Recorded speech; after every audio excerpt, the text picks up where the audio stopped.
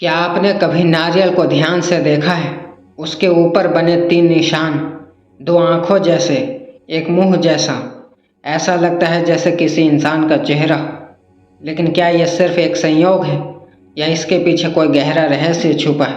हिंदू धर्म में नारियल को श्रीफल कहा जाता है। हर पूजा में इसे सबसे पवित्र माना जाता है। लेकिन बहुत कम लोग जानते हैं कि नारियल का संबंध एक ऐसी पौराणिक कथा से जुड़ा है जिसमें एक राजा ने अपने शरीर सहित स्वर्ग जाने की जिद कर दी थी, और फिर जो हुआ उसने देवताओं, ऋषियों और पूरी सृष्टि को हिला दिया।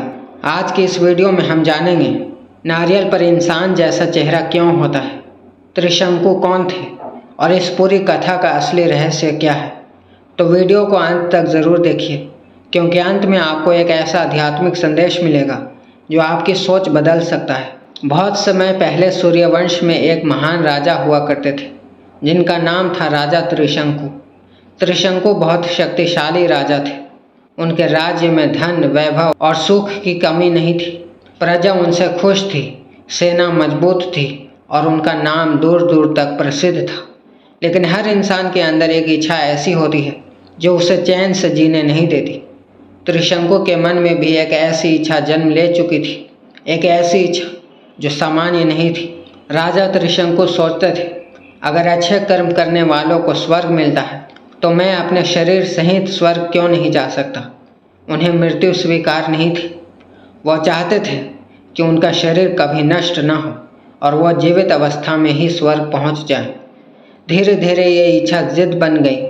उन्होंने कई विद्वानों से पूछा, लेकिन सब ने कहा, राजन, प्रकृति का नियम है कि शरीर नश्वर है, आत्मा ही स्वर्ग जाती है। लेकिन त्रिशंकु मानने को तैयार नहीं थे। एक दिन त्रिशंकु अपने गुरु महर्षि वशिष्ठ के पास पहुंचे। उन्होंने हाथ जोड़कर कहा, गुरुदेव, मैं शरीर सहित स्वर्ग जाना चाहता हूँ, कृपया कोई यज्ञ कीजिए। महर्षि वशिष्ठ ने शांत स्वर में कहा, राजन, ये प्रकृति के नियमों के विरुद्ध है, ऐसा संभव नहीं है। लेकिन त्रिशंकु ने बार बार आग्रह किया। तब वशिष्ठ जी ने स्पष्ट मना कर दिया। जब इंसान की इच्छा पूरी नहीं होती तो कभी कभी उसका विवेक खत्म होने लगता है। त्रिशंकु के साथ भी यही हुआ। उन्होंने सोचा, अगर वशिष्ठ नहीं करेंगे तो कोई और ऋषि मेरा काम कर देगा। यही सोच उनके पतन की शुरुआत थी।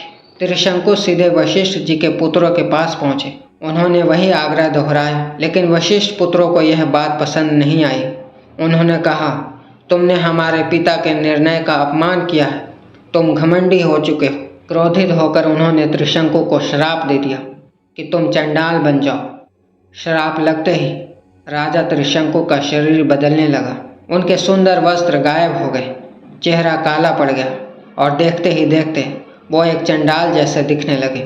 जिस राजा के सामने कभी हजारों लोग सिर झुकाते थे, अब वही राजा अकेला खड़ा था। लोग उनसे दूर भागने लगे। महल के दरवाजे बंद हो गए, यहाँ तक कि उनके अपने लोग भी उन्हें पहचानने से इनकार करने लगे। अपमानित और दुखी त्रिशंकु जंगलों में भटकते हुए महर्षि विश्वामित्र के आश्रम पहुंचे। विश्वामित्र वशिष्ठ के प्रतिद्वंदी माने जाते थे। जब उन्होंने त्रिशंकु की हालत देखी तो पूछा, राजन, ये क्या हुआ? त्रिशंकु ने पूरी कहानी बता दी। विश्वामित्र ने कहा, अगर मैंने ठान लिया तो तुम्हें शरीर सहित स्वर्ग जरूर भेजूंगा। उन्होंने विशाल यज्ञ की तैयारी कर दी। चारों ओर वेद मंत्र गूंजने लगे, अग्नि प्रज्वलित हुई, देवताओं को बुलाया गया। लेकिन जब यज्ञ पूरा हुआ तो कोई देवता नहीं आया। इंद्रदेव ने साफ मना कर दिया, कोई भी मनुष्य शरीर सहित स्वर्ग नहीं जा सकता। विश्वामित्र क्रोधित हो उठे। विश्वामित्र ने अपनी तपस्या की शक्ति से कहा, मैं स्वयं त्रिशंकु को स्वर्ग भेजूंगा। और तभी एक चमत्कार हुआ। त्रिशंकु धीरे धीरे आकाश में उठने लगे। धरती के लोग आश्चर्य से देखने लगे। एक इंसान जीवित अवस्था में आकाश की ओर जा रहा था। लेकिन जैसे ही त्रिशंकु स्वर्ग के द्वार के पास पहुंचे, इंद्रदेव क्रोधित हो गए। उन्होंने कहा, यह प्रकृति के नियमों के खिलाफ है, और तुरंत त्रिशंकु को नीचे धक्का दे दिया। त्रिशंकु तेजी से धरती की ओर गिरने लगे। डर के मारे उन्होंने पुकारा, विश्वामित्र, बचाइए। तभी विश्वामित्र ने अपनी शक्ति से कहा, रुको। और अचानक त्रिशंकु बीच आकाश में ही रुक गए। न वो स्वर्ग में थे, न धरती पर। यही स्थान बाद में त्रिशंकु स्वर्ग कहलाया। अब सवाल आता है, नारियल का इससे क्या संबंध है? कहा जाता है कि जब देवताओं और ऋषियों ने देखा कि इंसान का सिर अहंकार और इच्छाओं का प्रतीक बन चुका है, तब एक ऐसा फल चुना गया जो इंसान के सिर का प्रतीक हो, और वो था नारियल। नारियल के ऊपर बने 3 निशान इंसान की 2 आँखों और एक मुंह जैसे दिखाई देते हैं। इसका ऊपरी रेशा बालों जैसा लगता है, और जब नारियल फोड़ा जाता है तो उसे अहंकार तोड़ने का प्रतीक माना जाता है, यानी भगवान के सामने अपना घमंड तोड़ देना। हिंदू धर्म में माना जाता है कि नारियल इंसान का प्रतीक है। जब हम इसे भगवान को अर्पित करते हैं तो उसका अर्थ होता है, हे प्रभु, मैं अपना अहंकार, अपनी इच्छाएं और अपनी बुराइयां आपके चरणों में समर्पित करता हूँ। त्रिशंकु बुरे इंसान नहीं थे, लेकिन उनकी सबसे बड़ी गलती थी प्रकृति के नियमों से ऊपर उठने की जिद। उन्होंने मोक्ष नहीं मांगा, उन्होंने अमर शरीर मांगा, और यही अहंकार उन्हें न स्वर्ग का बना पाया न धरती का।